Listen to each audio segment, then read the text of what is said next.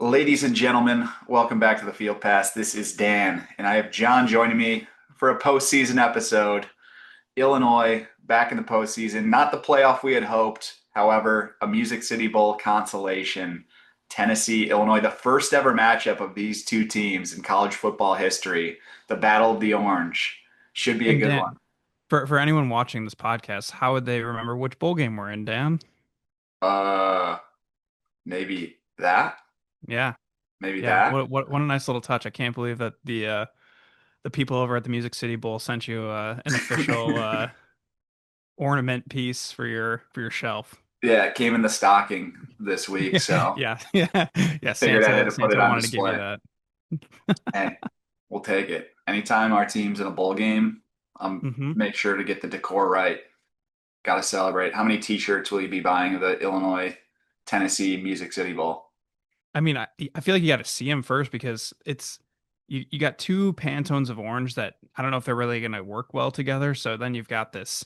It I know that the Illini fans are trying to wear a little bit more blue, but I don't know if the official Bulls, if the shirts are going to be this weird dual orange thing going on. So I don't maybe zero Dan is what I'm saying, but also maybe 100. I don't know. I saw one of the most disgusting things I've ever seen this week driving around. There was a house that had one of those house divided flags, but it hmm was Bears and Packers on the same Yuck. flag. But I was just thinking how disgusting an Illinois Tennessee house divided flag with the two different oranges would be. You're just like, where does you can tell where one starts and where one ends, but it also is just it fools the eye.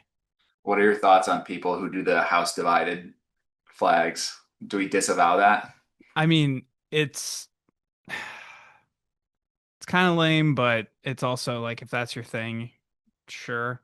There are worse things in the world, but yeah, the Bears Packers one is kind of bizarre because if you were doing that in like I don't know, Denver, I'd be like, oh yeah, that's kind of funny, kind of cool. Like you don't really see that, but doing that in Chicago or anywhere in Illinois, it's like, maybe not. Yeah. Well, I guess talking about the game real quick, I do want to address before we kind of dive in the big elephant in the room, the thing everybody's talking about, and that's Jelly Roll. Jelly Roll for the Illinois Tennessee basketball game was on the broadcast way too long for my liking, and I'm already concerned that we're going to get three Yep. quarters of Jelly Roll hmm broadcast this game. That's what I think of that. I'm two thumbs down. I don't. I even like I don't know what it is. I get it that there's the novelty. But even some of the stuff that we watched yesterday, we're recording this on the 26th, and yesterday, obviously being Christmas, they had, I think, Barry Sanders on the broadcast for like the Lions game. And I'm not saying that I don't enjoy Barry Sanders as a human, as a football player, he's great. But there's just when you have someone integrating into a broadcast that has no flow, or I mean, he has game knowledge, but Jelly Roll just being like talking about whatever he wants to talk about. I just don't care for it. And it's not necessarily even like the purest in me. It's just like, what are we doing to the experience? Like, I would rather take just no commentary and just hearing the sounds of the game and the guys hitting pads and worrying about pass run calls and all that and not worrying about what the announcers are saying sometimes. But especially when you add in these superfluous, like, oh, this is a celebrity who's kind of affiliated with things. It's like, I just don't care for it. So that's my take. I mean, Jelly Roll seems like a great guy, but when they had him on the basketball broadcast, I was like, well, what are we doing with, why do we Exactly. Yeah. need one entire half of Jelly Roll sitting there talking like he knows everything about basketball? And I was done with it. But to your point, I have been liking, I think ESPN 4K, some of the streaming services when the game Yep. is on like a 4K broadcast, rather than going to commercials, they will just go to the in-stadium camera, like the very top of the stadium, and all of a Exactly. sudden it's halftime and you're just like watching the band perform. Like I guess Yep. this is kind of nice. Don't have to sit through like Whopper, Whopper, Whopper, Whopper. Yeah, no. But however, if someone wants, if any of the networks want to bring in the real field pass to help integrate into their in their bowl game coverage, then Dan and I will get on the call. No Yeah. questions asked. So I take back everything I said. If someone wants to bring us in, then it's actually good. But for anyone else, nah. I don't think we ever discussed that we should have cease and desisted Pat Pat McAfee's McAfee. crew when Yeah. they're always down on the field with the field pass logo. Like, whoa, Do we have the We did official this trademark for first. this? Did we file that? Or did we drop the ball? I don't know, but we definitely were before them, but Oh, definitely. Yeah, yeah, I don't yeah. think Yeah, we we have the were. bankroll to go up against ESPN in a lawsuit. So But if we win, yeah, Larry Geese, yeah, hey buddy. then we just get we could podcast full time. Yeah. All right, football talk. Yep. The big storyline. It's not Jelly Roll.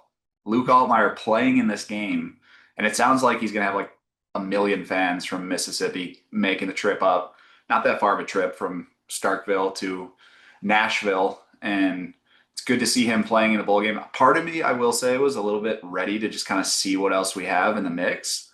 I kind of wanted to see Carson Boyd and Ethan Hampton figure out who the line of succession could be. I know transfer portal will certainly be in play for our program, but I mean, in terms of trying to win this game, if that's what's most important, which I think we both agree is what's most important, having Luke Altmaier play is a massive, massive help for us. And I feel like it also the storyline's nice in terms of, oh yeah, Tennessee was like the big dog that was sniffing around and offering him more money than we ended up paying him, and that's like going to be something I'm sure is either talked about or alluded to during the broadcast. But just even the fact that this is arguably one of the greatest Illinois quarterbacks of all time, and someone who has taken the program to a place where we didn't really think was possible in terms of just consistently being at or near 10 wins each year. And so that's something where him getting a send off, obviously we want the team to win every single time, but him getting a proper send off and going out with a big game at the very minimum is something that I'm glad that we get to see that, because the Northwestern game, while it was really fun to watch the blizzard conditions and coming out with a win in that game, him not really getting to put a stamp on his final performance is something that I was kind of hopeful that we would get this opportunity here. So that's my big takeaway. Yeah. I guess the other thing too, having the opt outs makes a huge difference. I know the line's already moved from 6.5.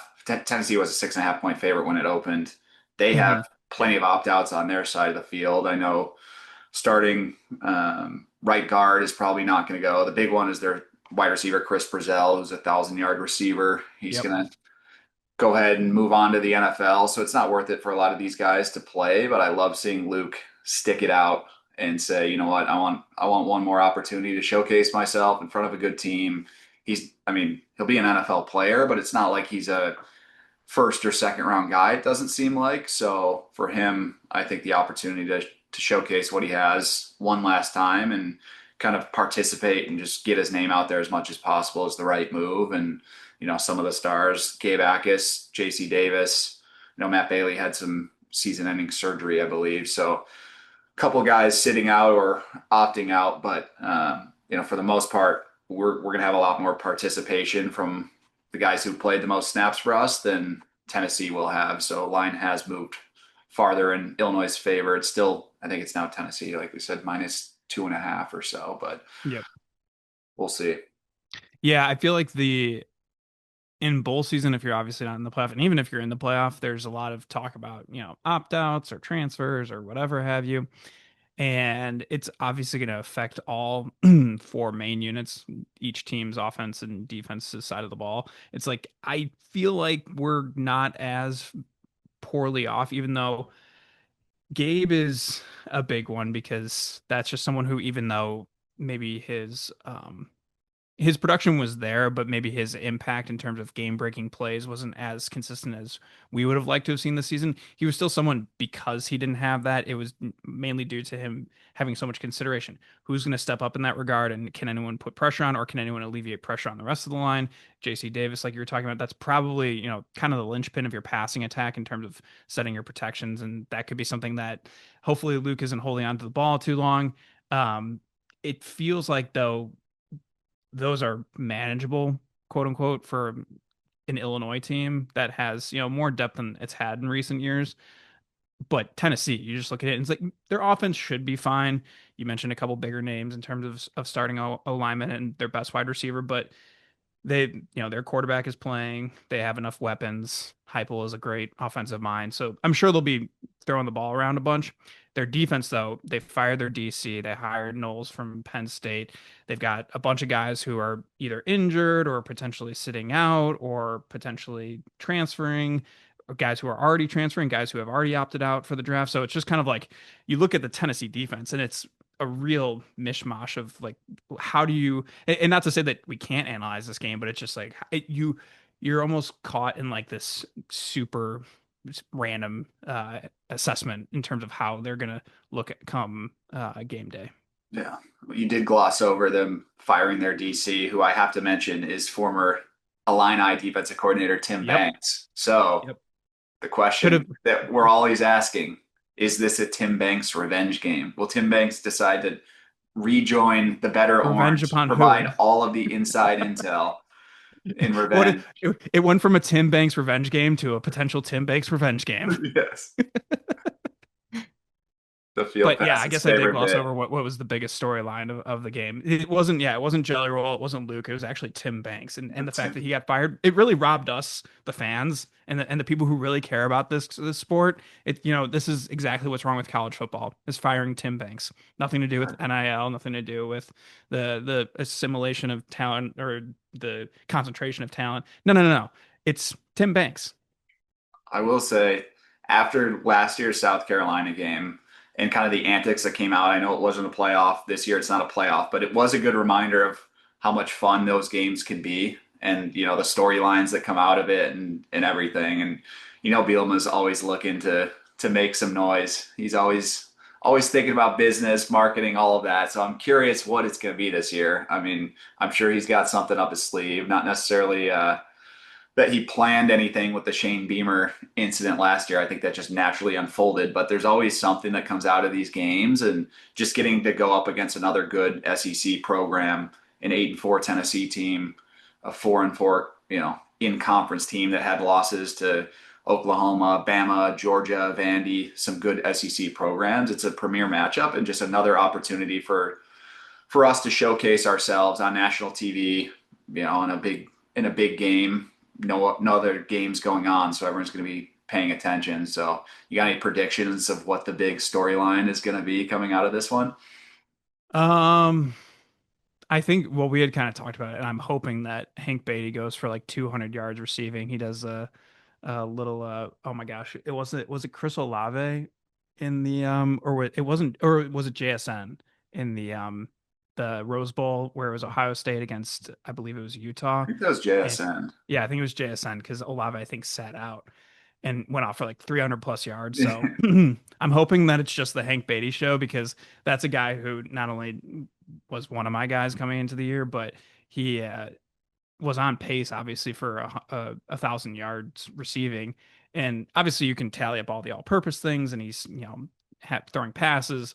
I wouldn't call it an unsuccessful season for him, but just the fact that he's stuck in the 800s, I would love to see him get there. So that's, I think, what I've got my eye on. I'm trying to kind of make that happen. So if Barry Lunny has got any free time in the lead up to the game, and he's just trying to listen to random podcasts and he throws on the field pass, I would just say little pop passes to Hank, four verts, just put Hank on one side and then just throw it only to his side.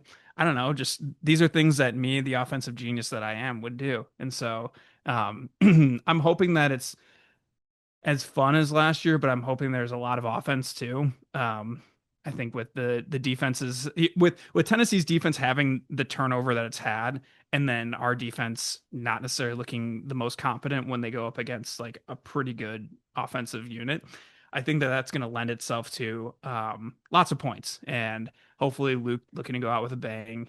Aguilar is pretty good, so two guys just throwing it around the yard and taking care of business. I think what the over under is at, it's in the 60s. I think the last time I checked. So Yeah, maybe we get a high scoring affair, but I think that that's probably the thing to look out for, is which offense looks the cleanest earliest, and can they ride that to an easy dub.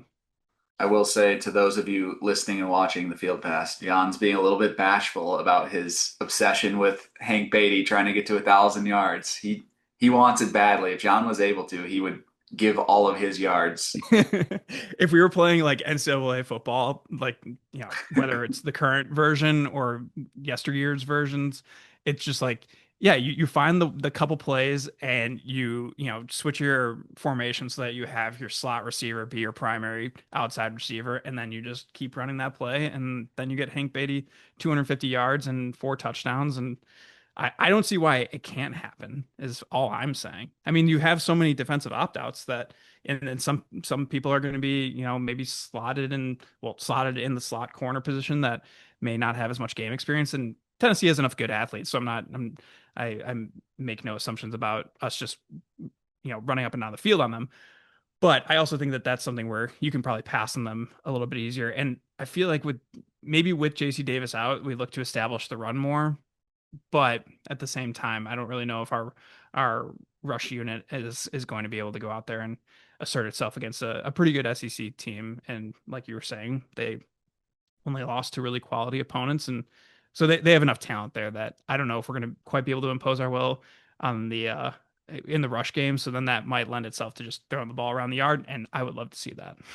The glass half full outlook on Hank Beatty's production, not necessarily continuing toward the end of the season, is because I would say Hudson Clement stepping up and Yep. becoming a much bigger part of the offense the last few games, and another guy who will be playing this one, and hopefully, we get to ride his momentum into next year, along with Colin Dixon, who's had a very solid year as well. So, there are certainly weapons on the Illinois offense that will continue to be there going into next season. And I don't know if you want to touch on those receivers. Look like you were ready to jump in. No, it's a great point that you make, because that almost feels like what we had last year with Pat and Zakari is what we could have going into next year with Colin and Clement.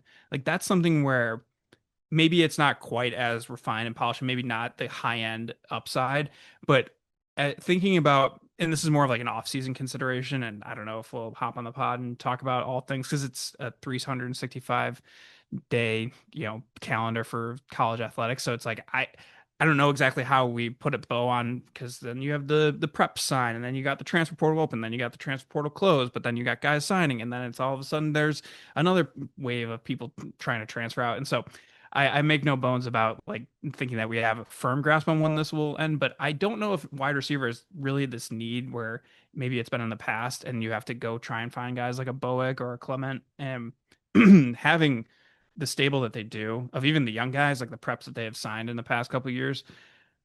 I, as you were talking about that, I was just thinking about how it's so nice to have two high floor but pretty high ceiling options in Dixon and Clement in terms of what we have going into next year. And obviously Bowick is a kind of guy who he was really boomer bust, I feel like, in terms of you just throw it up to him or you run him on a slant in the goal line, and that's great. But maybe if he refines his game, he can become that third guy. So you're probably still, searching around for someone, but those two guys, it'll be nice to see them kind of go. And that's where the quarterback obviously becomes huge, because Luke having those two talents in Pat and Zakari is something that helped him really ascend last year.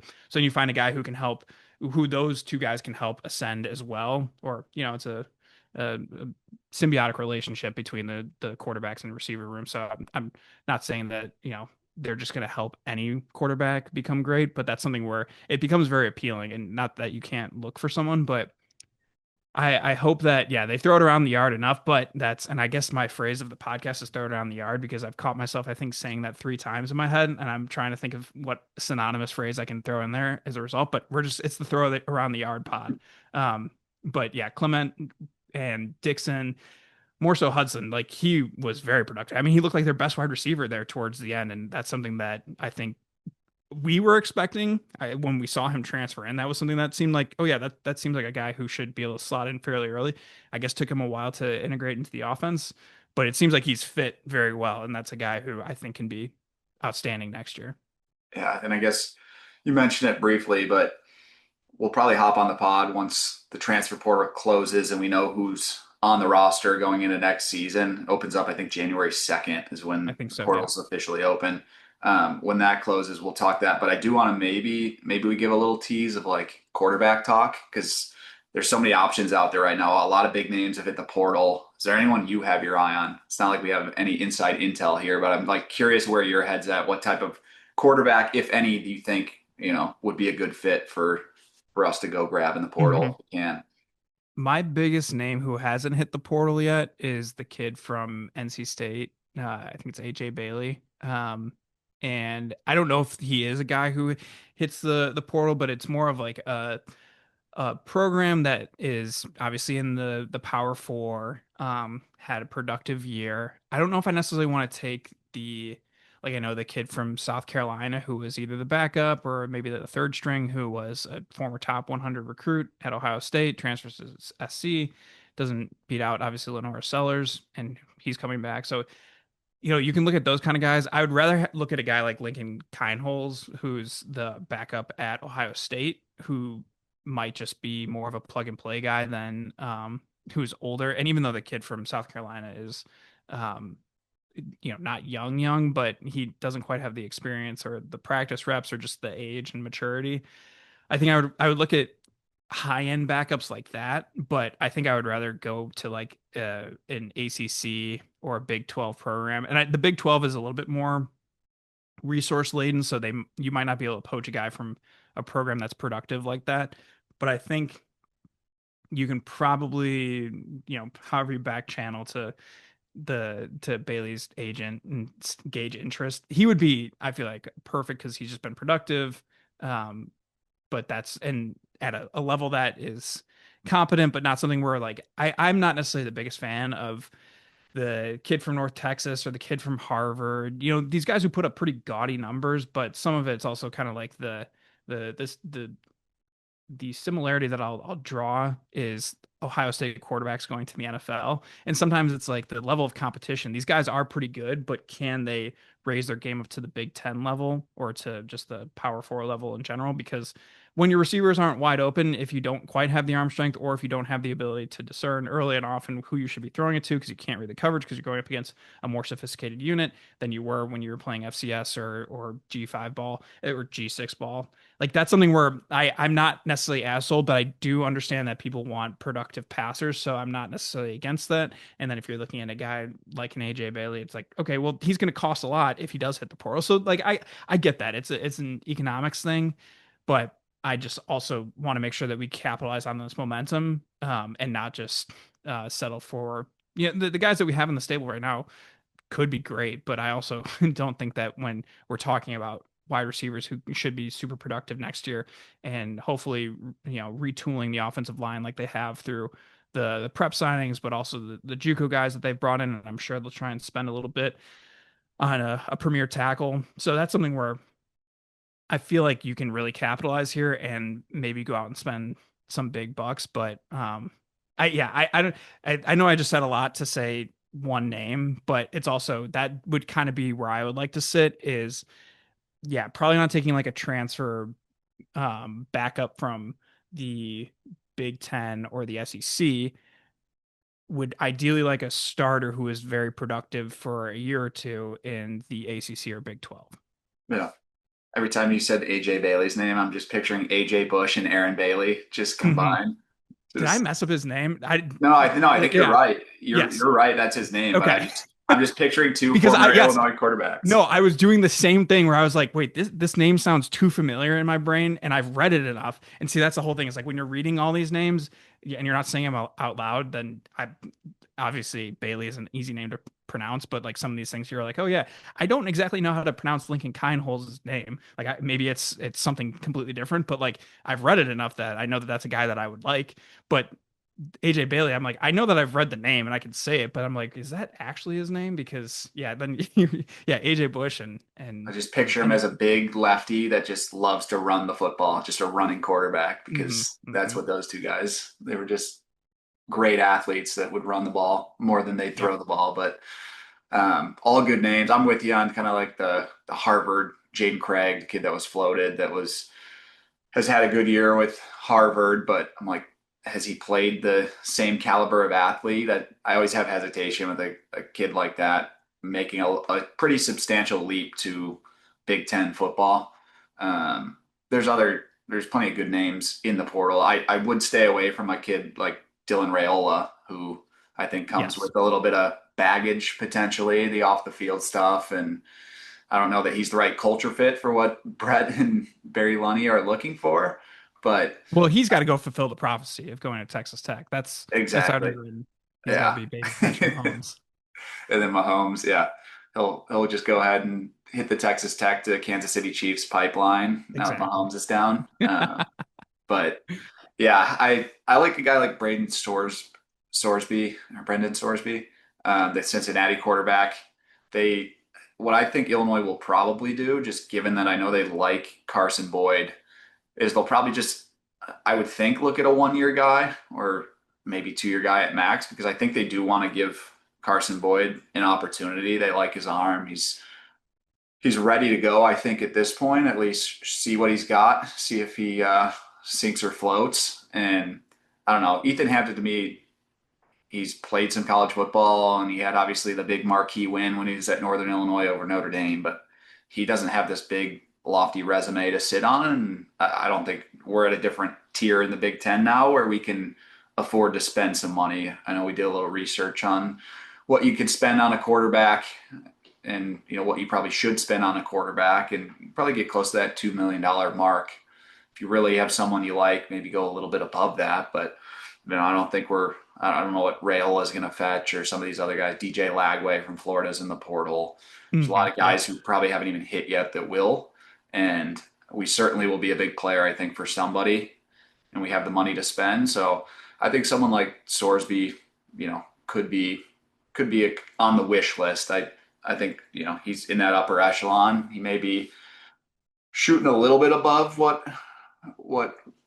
we may be competitive for. But if we could get a guy like that, I think he gives you a great option. He has experience. He's put up great numbers, played in some big games, started his career at Indiana, then went to Cincy. So he's familiar with the Big Ten. And I think a guy like that would be a great fit kind of as a 1 year stopgap and see what Carson Boyd has. But I think regardless, it'll probably be a pretty open competition. I think they're going to give Carson Boyd the opportunity to try to prove himself and maybe work his way as QB1. Yeah, and I feel like when you were talking about Ethan Hampton, this is no disrespect to him, but this is what you then followed up with talking about the echelon of program that we're in.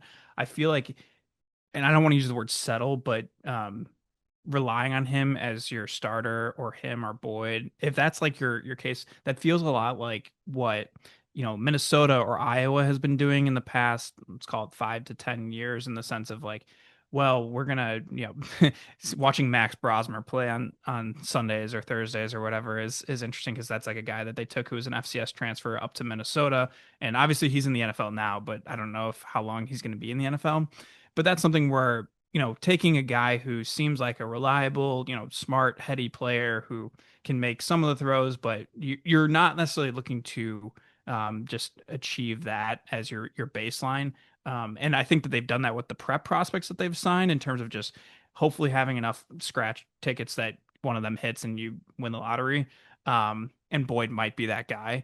It just once again, you don't want to take like so much of a retraction next year by just saying, okay, well, we're going to try and develop a couple guys. You can try and develop them, in the offseason with these extra bowl practices. Maybe like you were saying, getting some reps in the game. If even if the game state is pretty close, maybe you somehow get a package in there or a series in there for some of the backup guys. But hopefully they blow them out enough that you can see what you have in Hampton or Boyd. But that will be fascinating to see how they attack that transfer market because I don't think that they need to go high end. And I mean, honestly, like everyone loves to look at Indiana as like the base case for how you maximize every single thing at every single point in your program development. And it's like, well, that's obviously you want to talk about hitting the lottery. They got every single thing right, but they weren't, spending incredible dollars. I mean, I know that they had to like they found good high-end transfers that they paid a lot of money, but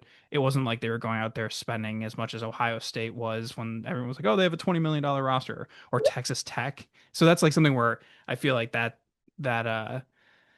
that illusion of needing to be like, oh, we need to push all our chips in on this one big name quarterback just doesn't really need to happen. But you want to be prudent about it, but you still want to take one of those big swings. You're a Big Ten program. You're operating in a different echelon. You want to not be a has been within even the power two. So to keep entrenching yourself in that, it's entrenching yourself in that tier two firmly. and maybe giving yourself a shot to either be, oscillating between tier one and tier two, or just once again making sure that you're at the top end of tier two each year, and then giving yourself a bite at the apple for the playoff. Like that's where they need to be, and so that's where um I just want to make sure that like they don't.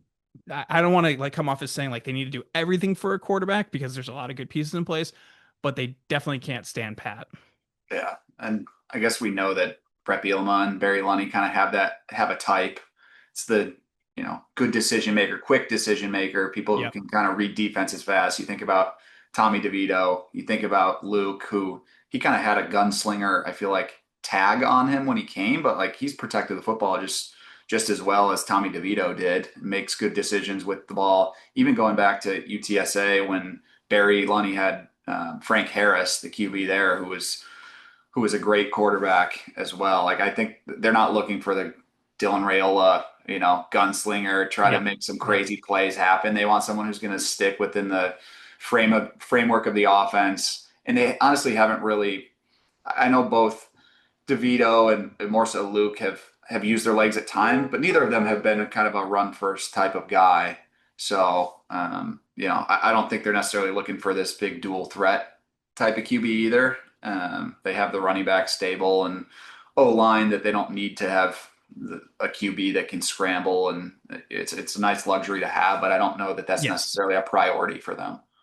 Yeah, which is where maybe I'm not giving Hampton enough credit as an athlete, but I do think they like it as like the upside so that you have the threat on those RPO plays, or because they run so much of obviously their pass game through the RPO system, that then you add the quarterback run tag on that as well, and it just makes it so dynamic that defenses have to wait even just a tick longer, and then you get some kind of exploitable option. So that's where like yeah, you want to go big game hunting so that you can get a guy like that who has that athletic upside so that you can keep some dynamics within the offense. But to your point, yeah, it's not going to be like, I don't really know if like, say if Lenora Sellers had hit the portal, like that's a guy who he doesn't quite have the refined arm talent. Like he's got arm talent in terms of power, but his accuracy isn't quite there. And he would be a guy who, yeah, you give him to Barry Lunny for 5 years or 4 years, and I'm sure he would be a clear top 10 pick or something like that. But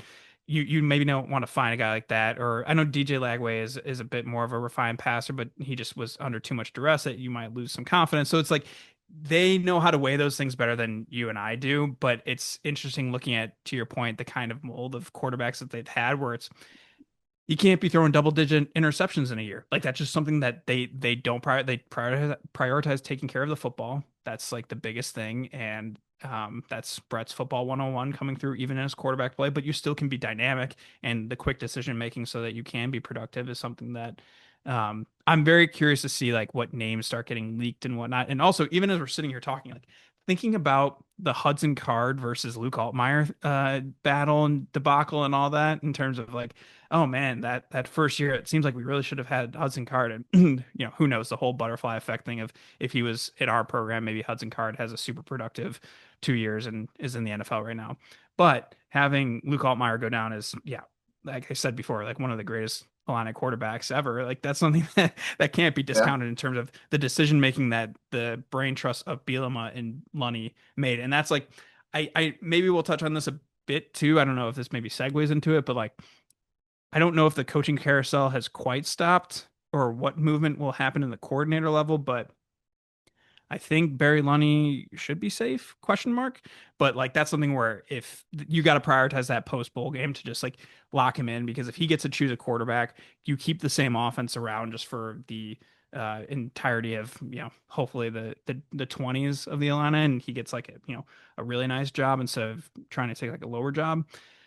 That would be, I think, my biggest priority coming out of the game is making sure that you keep Barry Lunny on staff, just because his ability to choose a quarterback seems to be fairly proficient in terms of not only the guys from the MAC that they've grabbed to be backups over the years who seem to be high quality guys, also their prep prospects. Like the fact that Trey Petty is transferring is not necessarily, I think it's sad because he seemed like a great talent, but it also is something where it's like, yeah, if that's the guy who's transferring out, that's like great because you're recruiting great talents behind him.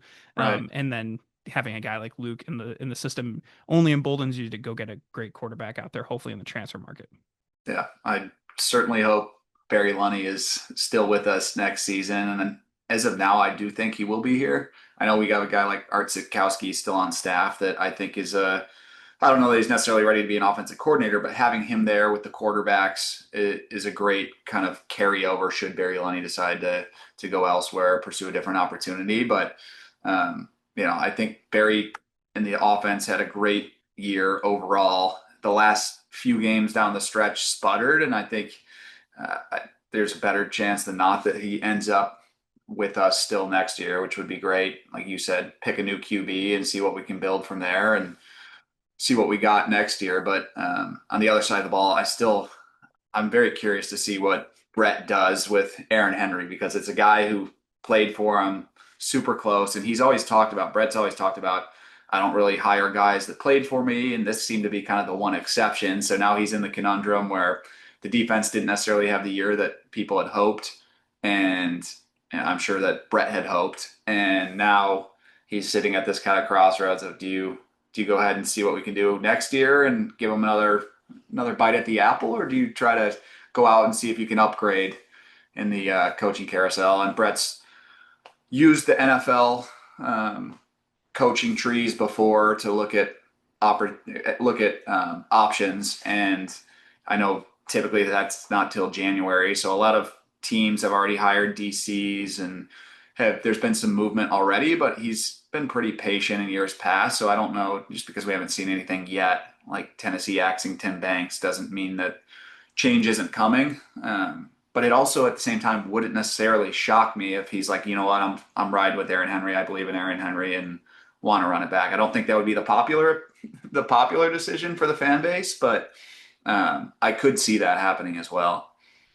Yeah, and that's something where thinking back to when he first assembled his first staff in Champaign, I get it that like essentially the factory reset allows you to kind of get like a great cast of characters, and you're not necessarily going to have a guy who's a sitting DC somewhere come into an entrenched program and feel like he has the ability to go upwards.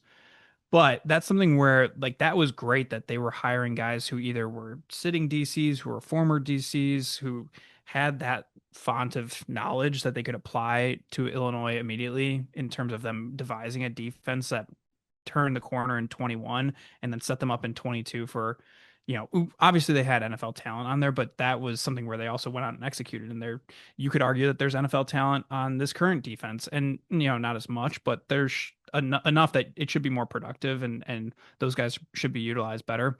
So I do like that, trying to find the new young talents in the defensive world is something that, staying young in that sphere is good, because I think that especially with the way that offenses are evolving, you need guys who are creative and can think on their feet in terms of the way that defenses need to react to that. But when I think you look at the defensive staff as currently consisted, like, or currently comprised, like that's something that needs to, you need someone who has like who is either a current DC or a former DC, and whether they're the DC next year or they're helping Aaron Henry out, I don't know, but that's something that I feel like needs to be prioritized. And where does that come from? It's going to be intriguing to see how Brett threads that needle, because like you said, he's a former player who he speaks so highly of. It felt like probably like what people think of Jim Leonard in terms of just this shoe in to be a great defensive mind forever and ever. I think Brett probably thought Aaron Henry is on a similar trajectory. And the fact that it quite hasn't worked out yet doesn't mean it can't work out in the future for Aaron. And maybe it hopefully works out at Illinois, if he does stick around. And if he doesn't, then I hope he bounces back and continues to ascend somewhere else. But that's something where you look at the defensive staff and you have a lot of experience, but it can't just be Brett pulling the entirety of the defensive unit. It felt like, once again, that first staff that he put together it had the benefit of the reset, but you had enough collaboration that Brett could obviously input and settle disputes, but he could focus on recruiting and didn't have to worry about, okay, how are we going to take care of our defensive efforts in a given week? Yeah, you invoke Jim Leonard's name, and that's my pipe dream. If we could get him to come back and coach the defense, that's what I would love to see happen. But with the If we, Broncos, he seems like he's enjoying himself. So Yeah, I was thinking, because even thinking about then the opposite. Like if we lost Barry Lunny, then I'm thinking of like, oh, how do we get Sheila House back to Champaign? Because Yeah. he's like slated probably to be the next, yeah, like just him being on McVay's staff probably has him slated for some head coaching interviews, which then, he keeps proving himself. So maybe he bypasses college altogether. But that would be something where, to your point, like that's my pipe dream. If we happen to lose Barry Lunny, is then you bring him home, pay him a bunch of money, and yeah, if you have to reset both coordinators, I think you could, you could do a lot worse than the pipe dream of Nathan Shielhouse and Jim Leonard. That would be unreal. Yeah. Put us in charge of Larry Geese's Hmm. donations, and we Yes, will exactly. we'll go get ourselves an all-star team staff. Hmm. Just bypass whatever Brett wants and let the field Exactly. pass Yeah. choose our next coordinators. Yeah. Yeah. I'm sure Josh hasn't thought about this at all. No, no, no. Yeah. I do wonder if you put it to like a crowdsourced vote of Illini fans, you're able to weed out any bad actors and just be like, all right, only Illini fans, you vote on this. Who do you want as your coordinator? I bet you Jim Leonard and Nathan Shieldhouse would probably be arguably the two best options just because I don't know, their familiarity with the program already and Jim Leonard's tie to Bielema. Those would be Yep. great. Yep. It would be the rare occurrence where, yeah, the young guns that are rising in football would be tied enough to our program that us desiring them wouldn't be illogical on our end, but it also wouldn't be illogical for us to be. It's like I remember back in the day when the Bears were going through head coaches like no one's business, and I remember hearing like on sports radio be like, "Well, you have to call, Bill Belichick or talk to his agent because you have to explore every single option." And if it takes enough money, it's like, yeah, you can say that, but just because it kind of fits doesn't mean that it would fit for Bill Belichick to go to Chicago. Right. Whereas, once again, it fits for those two guys if they would like, and if they think in their assessment of their careers that going and being coordinators in college still helps them keep ascending, which I think it would, as long as they don't get promoted after this year. So we'll see. But that would be the rare marriage of the hot commodities actually fitting for our school. But I also then, in the same vein, could see it where both coordinators are back next year, and I'd be happy on one end, and I'd be a little bit perturbed on the other end. So, Yeah. All right. Do you want to get into our predictions, our score predictions and players of the game? yep, I'm gonna go. I feel like you just kind of have to, especially after last year. I mean, the fact that especially Hank Beatty and his performance on that third down catch, it's just ingrained in my brain is when South Carolina was gaining momentum back, and then he takes over. Josh McCray is just running all over them towards the end of the game. Hopefully, that's like, okay, I'll go Caden Fagan in that same vein to run that parallel. He just kind of wears him down, and even though I want us to throw the ball around the yard. Even though I want, 500 yards passing for Luke in his send-off game. Um, I think Caden Fagan will be my player of the game. Let's give him a buck 20 rushing, 2 touchdowns, and sealing the game similarly with a nice long run. And I'll go with the final score of what I said, 60 something. So I'm gonna go 61 over and that that. 61 and a half is the over under. And as we said, Tennessee's a 2.5 point favorite in the game. So I'm gonna go Illinois 38 to 35 Wow. All right. points. Another win. How All about right. you? I am going to go. I feel like I just have to. I got to go with Luke Altmaier, QB1. It's his final game, his send off. I want 400 yards out of Lukey this game. 400, like you said, it could be a shootout. Tennessee's without, I think 4 starters on their defense. He's going to have, I think, full reign. I'm sure a game like this too, the coaching staff kind of wants some input from the players on like, what do we want to do in this game? We got some Yep. trick plays dialed up. Let's throw everything we got left in the tank at them. And I think Luke's gonna have a proper send off. So give me Luke Altmaier as the player of the game. I'm gonna go Illinois. I was actually, you said 38-34. I was gonna say, or you said 38-35. I was gonna say 38-34. Mm, So give me Illinois 38-34. Gets I to their love it. 19th win in the last 2 years, which would be the program record. Currently tied for the program record over a 2 year span. I think it's like last few times it's been like 1905 or something like that, where we've had 18. We tied the record, but there's also more games now per season with Yeah, all the yeah. bowl games and things, and there probably were then. But 19 wins, if we could do that over a 2 year span, would be a little cherry on top. I know there are little murmurs after we didn't make a playoff, the fan base kind of just blustering a little bit, being upset that we didn't make a playoff because the expectations were so high. But 19 wins in a 2 years period for Illinois football is literally unmatched. We've never done that Yeah. before, and yet I think a couple weeks to calm down after we didn't make it. I think people have come back down to earth and are happy to see this team play another time, and I think we find a way to get it done again. Brett loves to slay the SEC in the Hmm. bowl games, so we'll be ready to go. Should be a fun one, and I'm hoping our team comes out on top. Yeah, you would have a nice crescendo to end the year, kind of like last year where you would have the fun snow game versus Northwestern. You'd have a win, or I guess the recruiting class is first, but then you top it off with a really nice recruiting class, and then you get a bowl win against an SEC team like that.